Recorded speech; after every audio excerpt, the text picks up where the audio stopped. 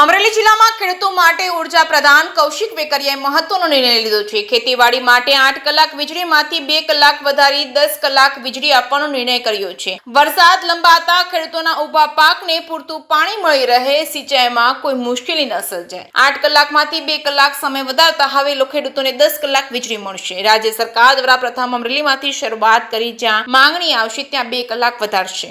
प्रथम तो राज्य ने यशस्वी मुख्यमंत्री आदरणीय भूपेन्द्रभाई पटेल साहब, नायब मुख्यमंत्री आदरणीय हर्षभाई संघवी साहब, हमारा विभागना कैबिनेट मंत्री आदरणीय ऋषिकेशभाई पटेल साहब ने हूँ लाख लाख अभिनंदन आपू छूं।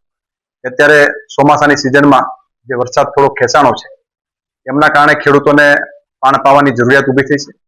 દરેક વિસ્તારમાંથી ખેડૂતોની માંગણી આવતી હતી કે 8 કલાકની જગ્યાએ 10 કલાક વીજળી આપવામાં આવે, અને રાજ્યના યશસ્વી મુખ્યમંત્રી આદરણીય ભૂપેન્દ્રભાઈ પટેલ સાહેબ દ્વારા નિર્ણય કરવામાં આવ્યો છે કે 8 કલાકની જગ્યાએ 10 કલાક વીજળી ખેડૂતોને આપવામાં આવશે।